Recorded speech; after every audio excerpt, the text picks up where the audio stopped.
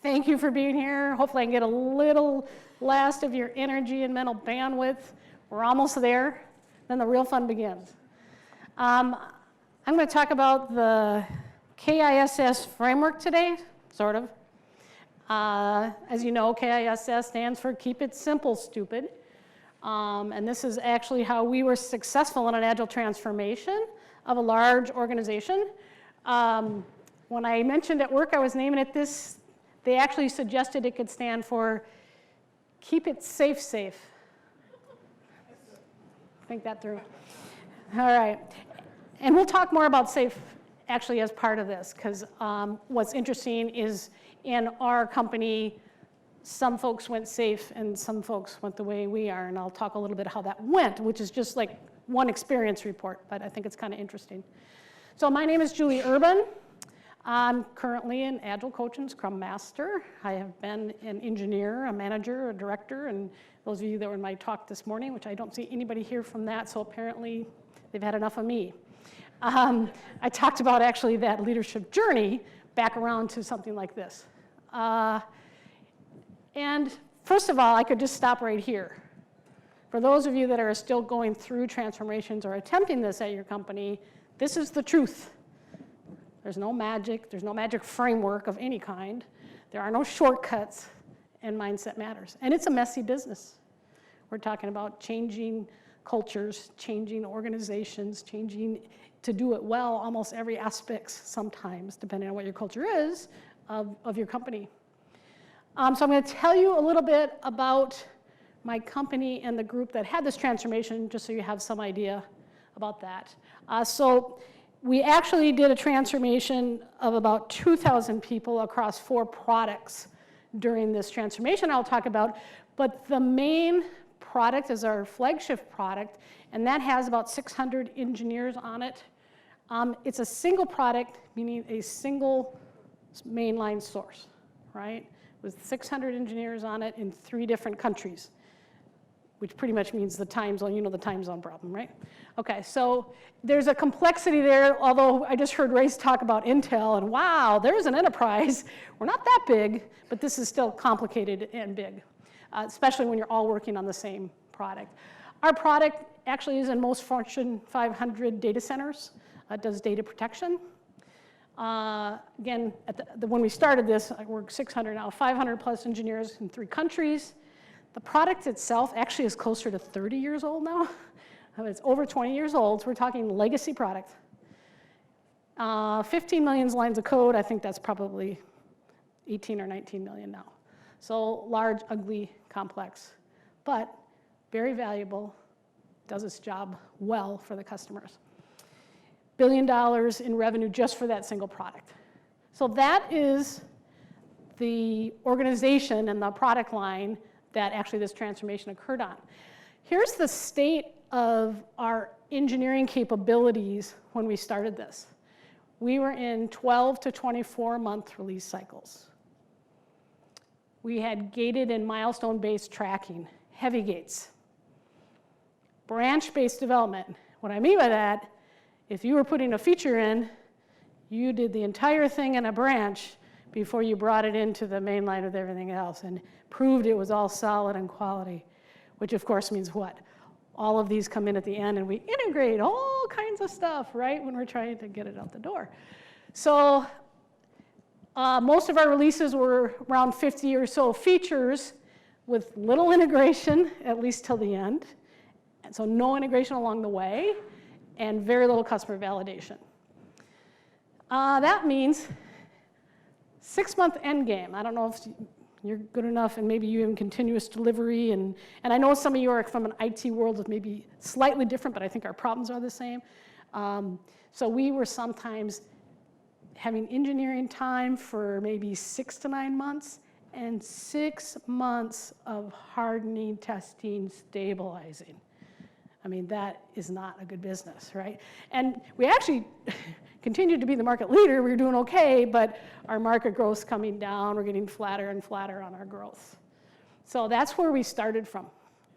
So bottom line is we needed a different way of working. There's no question. We really needed a whole new mindset. So The truth is, we had tried before to go Agile. And you know what happens when that fails and then you try again later. Everybody's like, we know what that is. We don't want to try that. We, along the way, had done pilots. Pilots always work. So you get a team or two and you do it. Scrum works great, but then, okay, how does that translate to this bigger thing? And that's usually often where it fails. And the first time we did a major attempt was pretty hilarious, actually, because it was a leader who just heard the word Agile. We're supposed to do that. He literally said, I want you to start on Monday. And this was on a Friday.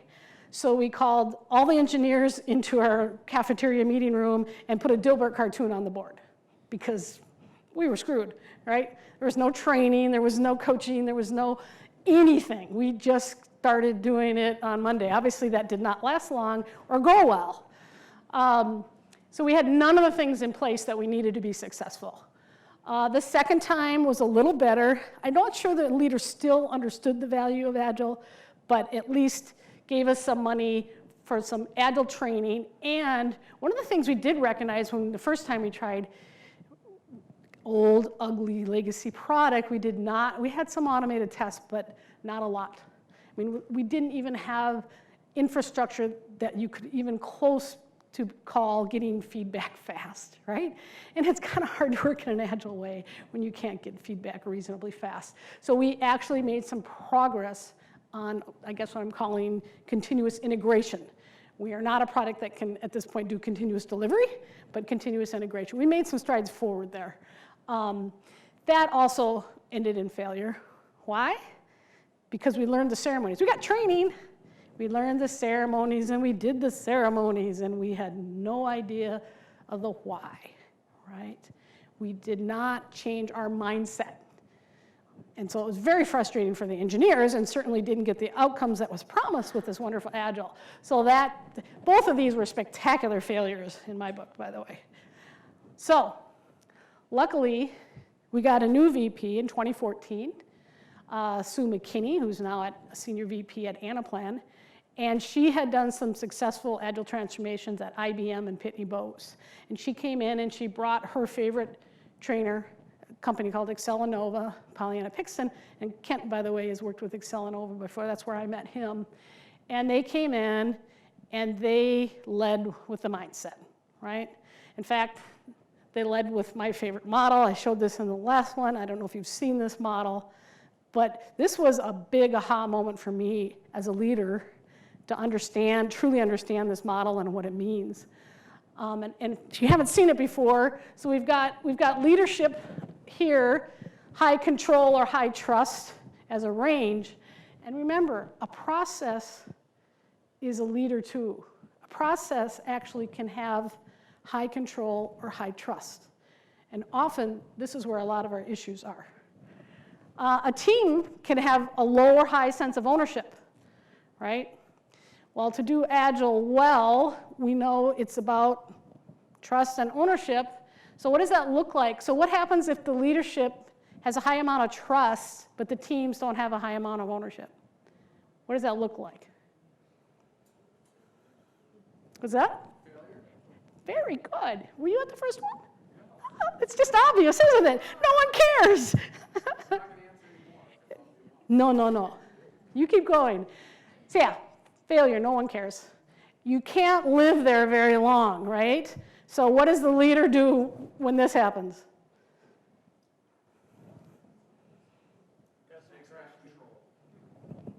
What did you say? That's right. Both of you were right.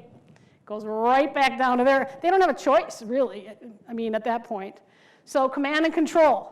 So the teams does what they're told to do, and we have all kinds of waste in our decision making, and our processes are probably causing bottlenecks because there's no trust.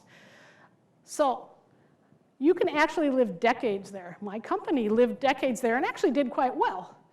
But you can do way better. As we showed, we did quite well with that mess I showed you on the first slide. So what happens if the team wants the ownership, but the leader doesn't have any trust? What do you get then?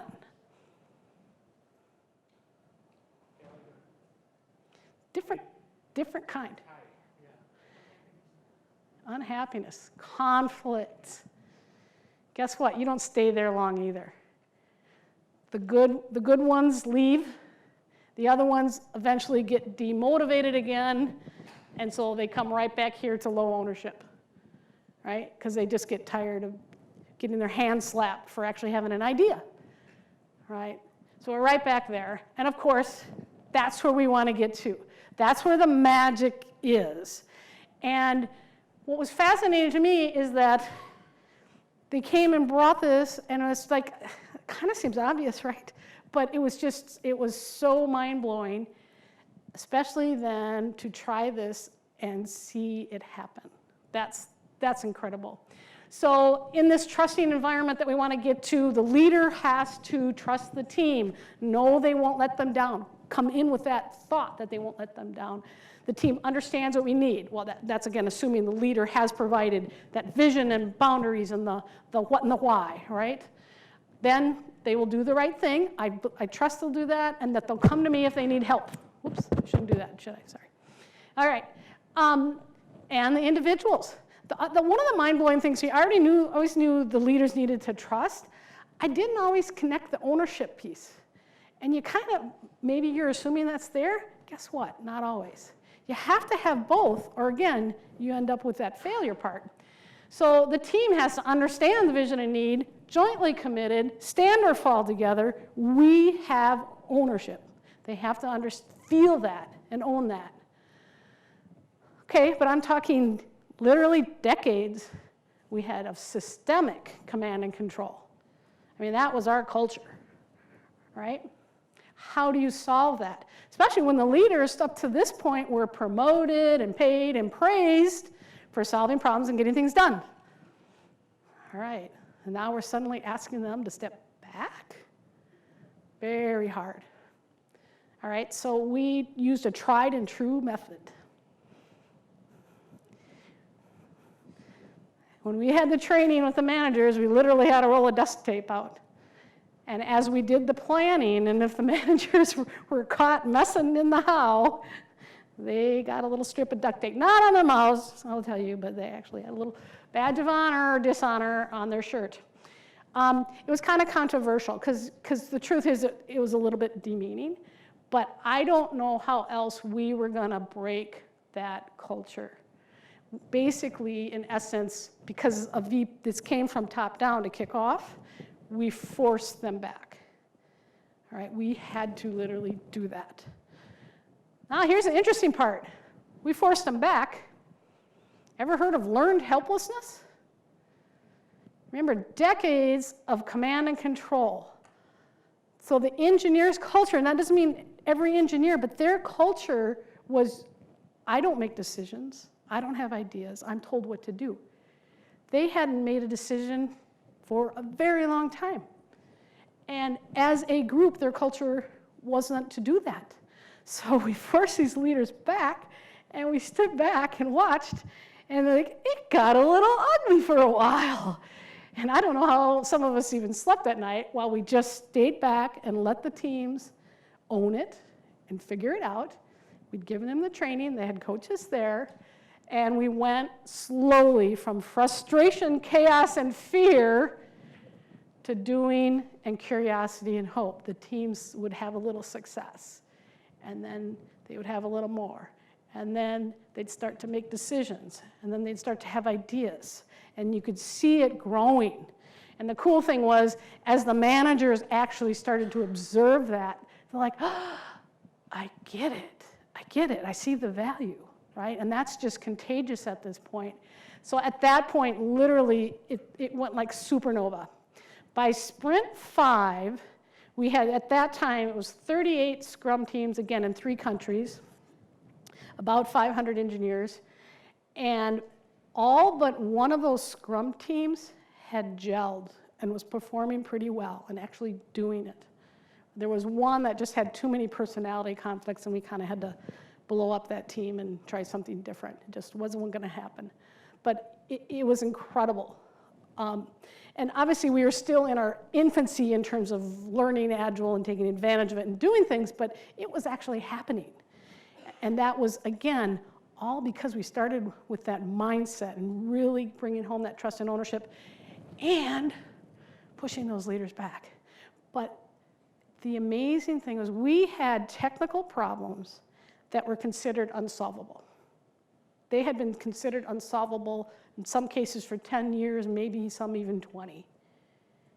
And in cases on some of these teams, within weeks, when you actually handed the control and the permission to the engineers, the people who knew the most, they were solving them.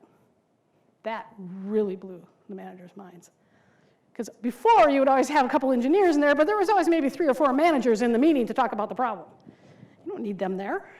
They don't know as much as they think they know anymore, and I include myself in that. So the power of this was very obvious pretty early on, and that helped us tremendously. So again, things were going excellent. Basically, by empowering the engineers was a big part of this. And one of the things we did have is we had all the different functions on board. Some of the other times we had tried this too, it was engineering by itself. PM wasn't any part of it, et cetera.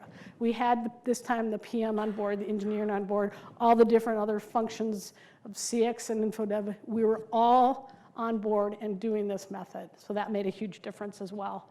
But I do think the key was getting those engineers empowered. And a lot of this is basic Agile stuff, right? But this is what they started doing. The other thing that was interesting, again, decades of command and control, we had a culture, if some whisper of a rumor that maybe our site was in trouble or our jobs are going to India, and it would just be any little rumor or change, and all work would stop, right? Hallway conversations, what's going to happen, and just every little change. There was so much angst, and they just couldn't handle it. That went away. As we empowered those engineers, they actually started embracing change and requesting change and grabbing change. And the next time a rumor, the kind of rumor where, oh, it's scary, it might be my job, it was like a blip. And I was standing back there just fascinated by how a culture can change at that point within a few months of just doing something as simple as giving power. And of course, it's not simple. In reality, it's not simple to change these kinds of things, but it was amazing. We had one problem. If you remember, we used duct tape to push those leaders back. If there was anything I would change in how we did this transformation, I would have worked with those leaders and managers sooner and given them the support they need to make their own transformation, because we kind of got to pull them back, and we were all, helping the engineers, and they were kind of sitting back here, and suddenly we realized, oh, wait a minute, this PO knows the team isn't actually doing the right customer problem, or solving the right customer problem, but he doesn't think he's supposed to speak up. Oh, shit. This manager over here can see this team is just struggling, right? They need a little guidance, they need something, right? Oh, it's not my problem, they own it now. Okay, so we failed on how we brought them along, is my point, but then we did give them the support they needed. Learning, teaching them how to be a collaborative leader, and I actually talked about this a little bit in my previous talk, because it's not easy, right? To give control over, to not give answers, to stay aware. You have to be self-aware to be a good collaborative leader. Unless you were born that way, I will say it takes me a lot of work and self-awareness to be a collaborative leader, to not give away the answers and to support without taking away ownership. And we literally practiced and helped them understand what that would look like. And Supernova actually has a concept around that called the leadership TwoStep. And the idea is that you step back after you've given the boundaries and the what's and the whys to the team. You step back, but you don't go away, right? You keep focus. You're around. You should know what your teams are doing. You should have an idea how things are going So you don't go away. And that's because if they do get way off track from that boundary and that you set, your job is to step up, right? That PO's job was to step up, but we'd given them the wrong message and duct taped them too hard. So you step up at that point, but you try to do it without stifling innovation. You don't say, hey, idiots, you're supposed to be solving this problem. That's the time to pull out things like the powerful questions, which we talked about last time too. Things like just literally actually re-putting up the what and why that we're going after, making sure that's very visible. Sometimes that's enough right there. Or you can start asking them how things are going. What have you tried? What are the things that are getting in your way? The different questions to try to help them get back on their own if possible. But it is a business. We do need to get them back in here. You just try to do it in the best way you can without, again, taking away the ownership or the energy from the team. So, again, we actually had very good results. I do believe this. I love this quote: change is the end result of all true learning. Again, it became more than just the Agile. It became more of a change embracing culture in a pretty short time, which is amazing because, as you know, change is constant. So, as an end result, we went from 12 to 24-month release cycles to 3 to 6. Gated and milestone-based tracking to the kinds of things we do in Agile, which includes transparent communication, branch-based development down to continuous integration every day. By the way, no one in our company thought that was going to work, to let 500 engineers just check into the main line whenever they thought they were ready. Well, we trusted them. We taught them about Done 3. They were collaborative teams. Worked fine. In fact, they worked better than our old method, right? We went from 50+ features with little integration or customer validation to the first one we put out after this was 20. And the reason is we took a third of the teams and had them work on doing more automated tests because we were just still in a deficit on the current product. But we're up to now around 100 features per release, continual integration, and I'm going to say periodic customer validation. I'm not going to say it's every sprint demo or anything like that, but definitely customer validation is part of it. Went from the 6 months, sometimes longer than that, end games to 6 weeks. We actually, at this point, don't feel we can go too much smaller than that, even with all the automated testing that we have. It is a big, complex product. Went from flat growth. We now have growth both in our marketing share, and we've stayed number 1, but in our marketing share as well as in revenue. So the results definitely have been there from a business angle, which is why we do this, right? We're in a business, right? We have to have results from all this. So again, here was our not so good one, where we didn't do any of these factors that I believe are key based on my experience here. And the big one, the most important one, is we got ownership to the teams. Interesting thing is, we've had a few leader changes since then. Our current leaders, I'm not sure they really have a clue what Agile is. And that's okay, because we're doing well enough, they're leaving it alone. And the teams, I'm not sure you could take it away from them. In fact, what started as a VP initiative pretty quickly almost turned grassroots. Like, they're doing it because they want to do it. They enjoy working that way. They can see the value of working that way. We also definitely had this, because this leadership, I think it's needed when you're first transforming. You have to have leadership airtime and cover, right?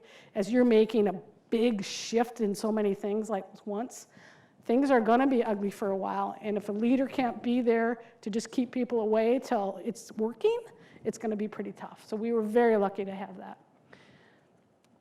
So that's kind of the basics of the story, but how do we really make the scale part work, right?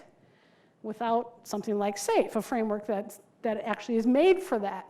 The first thing is, again, everything comes back to those values, the trust and ownership, the conversation over metrics and things like that. I'm not saying that well, but one of the things we've always had is a release team. You might have some form of like this, or a core team. So this is a cross-functional team to put delivery out, right? whether it's marketing and sales and engineering and et cetera, they're all there. And they're kind of the boss and certainly a governance for every release we put out. They took this to heart, which was huge, and they really changed how they operated. First of all, they learned they had to be even more thoughtful about communication than ever before. Why? Because they would use a word that to the engineers was a trigger word that meant we're going back to the old way. They would see some word in there that's just like, oh, see, they're not buying into this, you know, forget it. And the release was like, what? What do we say? So they learned they had to be so super careful in everything they said, right? Meaningful metrics. Again, this team figured out, wow, a lot of the metrics we used to use, we don't really make decisions off them. Why are we doing this? They really examined that. And they did something that I think is something that's really hard. They dealt with uncertainty honestly. Think how hard that is sometimes to get leaders to do that. Sometimes this business is very messy and very hard to predict. And leaders they want to sleep at night, so they want a little dashboard that has little green stoplights. And if it's yellow, let alone red, somebody better make that green pretty darn quick, right?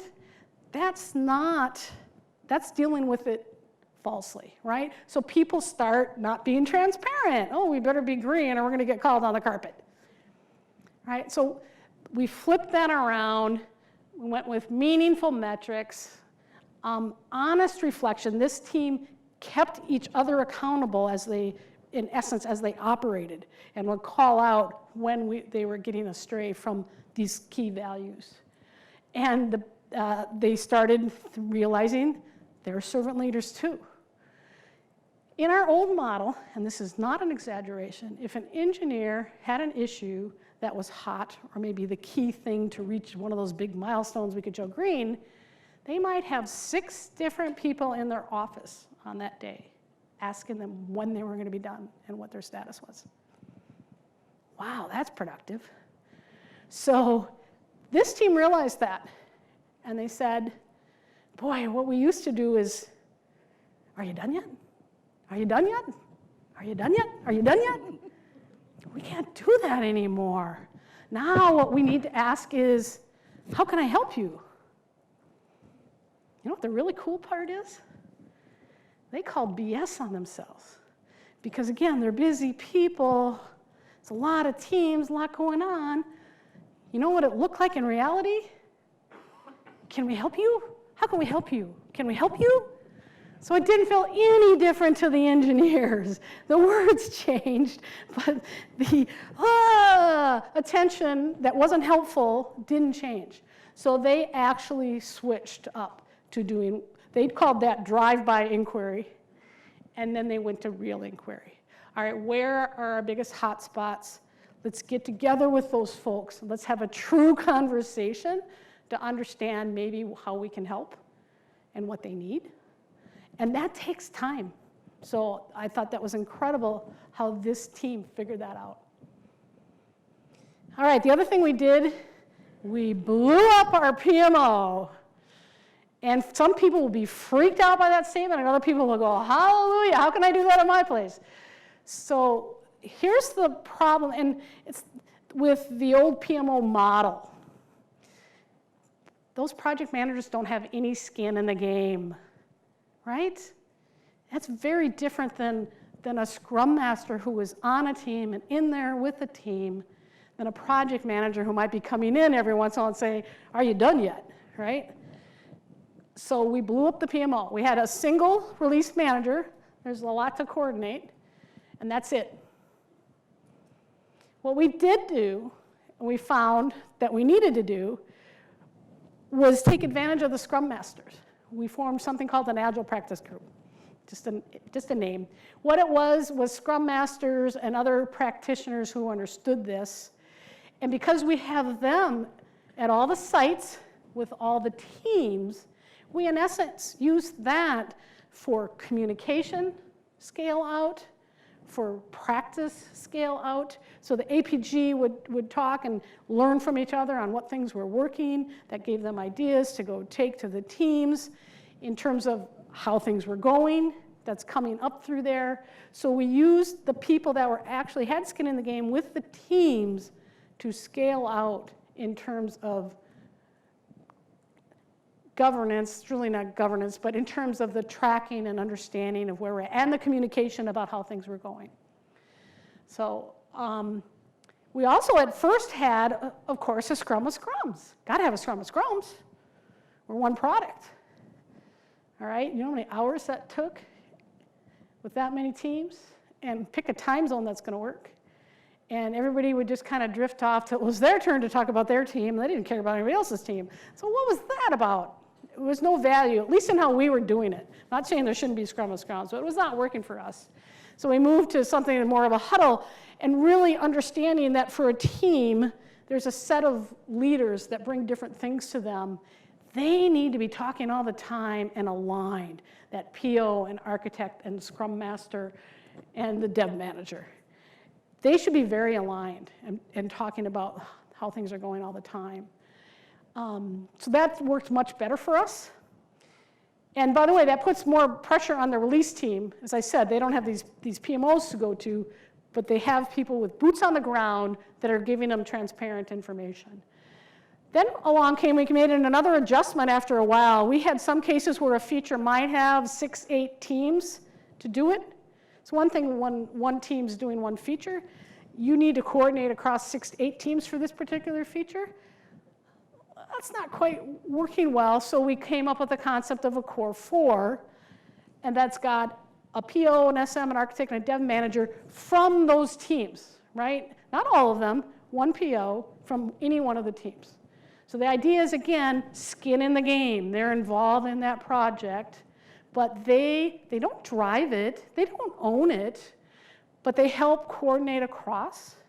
And it's one point then to represent up to the leaders, to be transparent up. But they work closely then with those other POs and Scrum Masters, et cetera.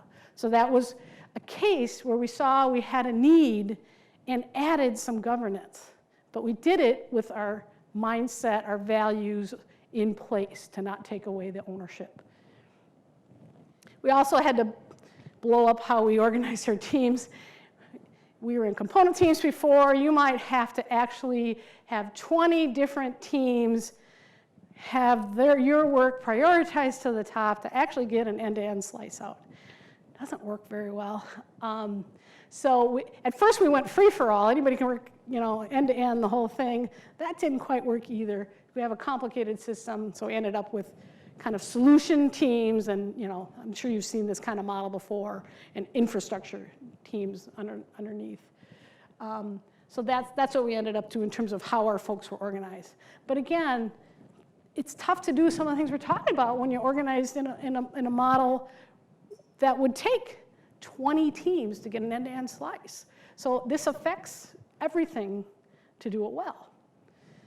So that's what we did. And I'll talk a little bit more about the philosophy behind that. But what about SAFe? Why didn't we just take that framework and put it down? So we started with the simplest model possible. We literally started with these 4 diagrams. That's just standard Scrum. This is just owning that there's development, there's QA roles, there's a product owner, there's architect and CX. Pretty standard. Over here is a pretty standard way of thinking about where we get what we work on. So all the inputs into the product roadmap, which turns into the prioritized product backlog, which then turns into a prioritized release backlog. And this is just standard sprint planning and sprints. Pretty basic. Down here is the only one that speaks to scale. And all this says is dev manager and a product owner may actually work with more than one team. They are proxies to the overall engineering manager, engineering leader, and product management. And we had a single, really we call him a release manager, right? And that's our scale model. So here's SAFe.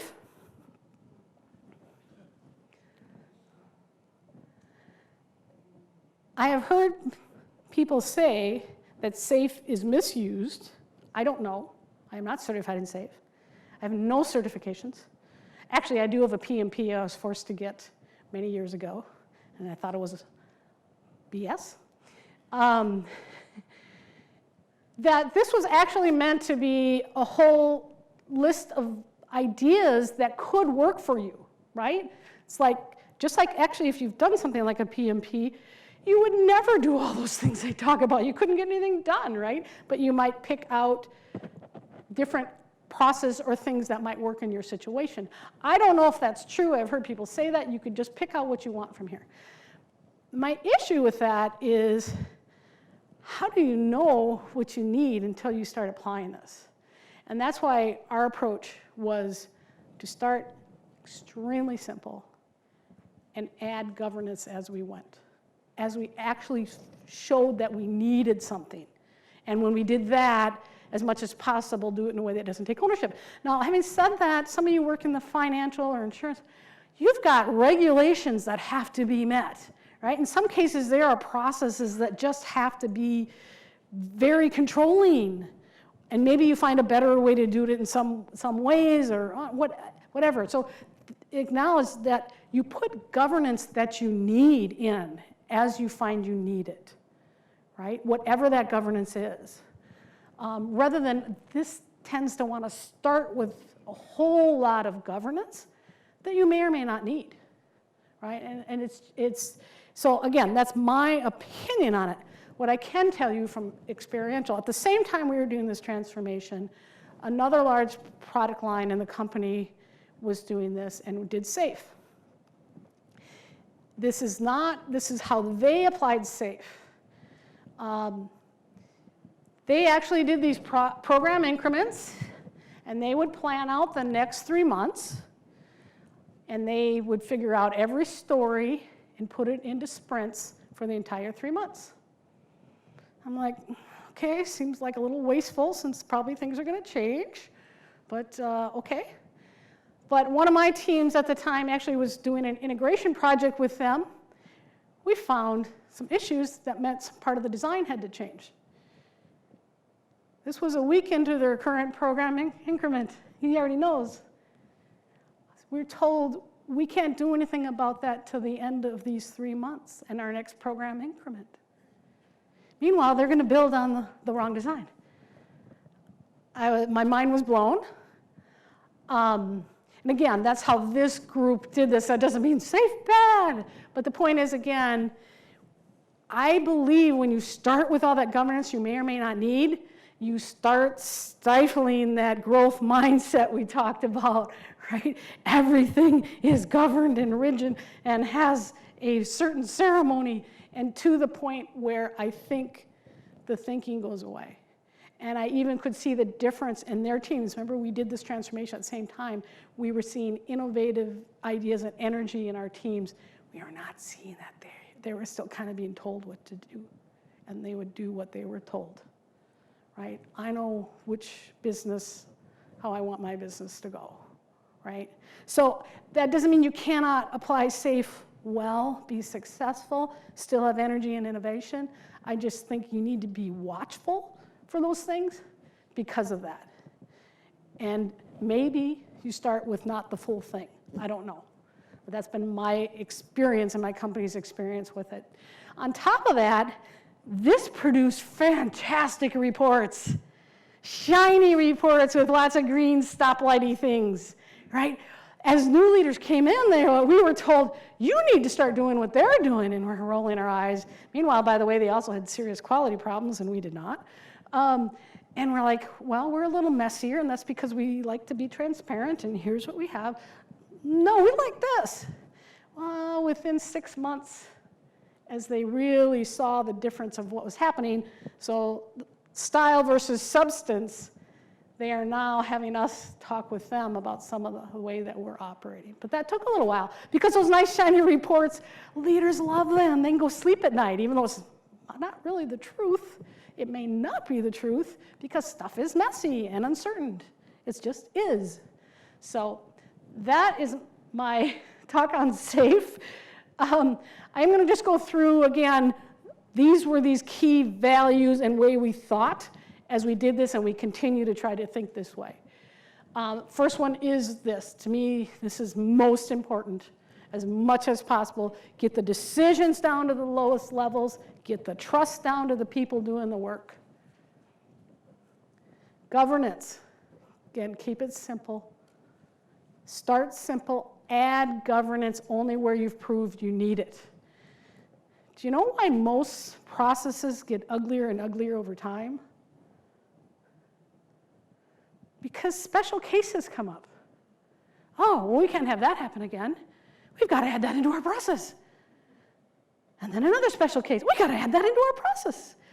And soon you have this horrendous, bottlenecky, low trust process because of special cases. Guess what? Special cases are special. Deal with them outside the process. Keep the process simple for what you're trying to accomplish. Or again, things like regulations or other things that you absolutely have to have, right? That's one of the things that in the moment, that's why we talk a lot about reflection in the Agile world, right? In the moment, it feels like the right thing, but if you step back, you can say, oh, why didn't we just handle that one time, right? It reminds me of when all the management by bell curves and things like that came out, and you would apply it to a group of 4 under a manager. And it's like, why did you hire the manager, right? They have a brain. They know their team. Let them do their jobs. That's what we do when we put all those kind of things into process or add governance where it's not really needed. We don't allow these people that we hire for their brains to use their brains. Scaling. It is harder, takes longer, is messier, but conversations and context. Have you ever asked Kent McDonald a specific question about some team or project? And what does he answer? There you go. It depends. Why? He doesn't know the context. Context is everything. And having conversations, that face-to-face conversations, whether it's a WebEx or whatever, having a conversation with folks versus some green light dashboard that really didn't tell you crap. Do you have to have data? Of course you do. But be smart with it, be careful with it, and make sure what it tells you is trends that point to the areas that I need to go have the conversation about. That's what you can use the data for. And sometimes that's hard to get some leaders to do that. They want to look at this line of data and make decisions off it. No. Let's go find out the story, what's really happening, and what they need. Think globally, act locally. That's kind of around the line of that Agile practice group where we use the Scrum Masters. You have things you want to get done across the whole. But let's say we have a situation where we temporarily need some engineers to help on something. And maybe there's a couple different ones. So I send out 4 emails to everybody because we need this. It's really important, and we're all one team. Except these folks were on a super high priority thing. There would be no way that they would be the folks that we would pick to do that. They just saw that email. They saw all 4 of those emails. What time did they waste, right? What context switches did they have to do? No, instead, flow that down. The person that's working with that team knows what we're trying to accomplish, supports what we're trying to accomplish at a high level, but knows enough to say, I'm not going to bother these folks, but I have this other team over here, right? So think globally. We can't just take care of our own little world when you're in a bigger product, a bigger business, but act locally. And again, in our case, we had this thing we invented, Agile Practice Group, over the PMO. You want people with skin in the game that are looking after how you communicate out, that are looking after how you're understanding what is happening, your status per se, and the information you need to make business decisions. Product mindset. We talk about this all the time. This was a big change for us as well. I haven't talked about it as much, but building the right thing the right way, getting that validation. Apparently I'm late. It's only 3. There's no drinks out there yet, don't worry. All right, keep calm and collaborate. Have you heard this one before, right? My side of the ship isn't sinking, so I'm pretty happy. That was our previous culture. Remember, we had these real long release cycles, and we knew we were going to have a big end game. My future's not going well, but I'm going to still show green, because I know your future's in worse shape than mine, right? So you're the one that's going to have all the spotlight on you. I'll have time to get mine done, right? I don't go over and try to help you. I'm okay. My feature's going to make it. So we really had to work hard to break that mindset. And again, some of these successes that we had found the energy and the culture change to do that. But it's such a difference in terms of how we work and how we help each other. And of course, lean. One of my favorite moments in this journey for us is we burned our backlog of defects. You should have seen the QA folks sweating. But the truth was, most of them had been on that list for at least 2 years. Oh, we'll defer it to the next release. And then, of course, you're behind before you start on that release with the features that make money. You don't have time to go work that. So we say now, we examine it. Is it important enough to fix? Yes, then you fix it now.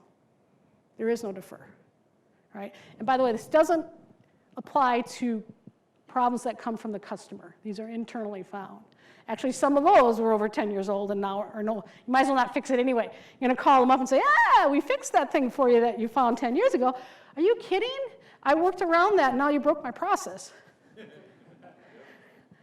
But these are really the internal. We had all these that we were going to pretend we were going to one day do. Bullshit, right?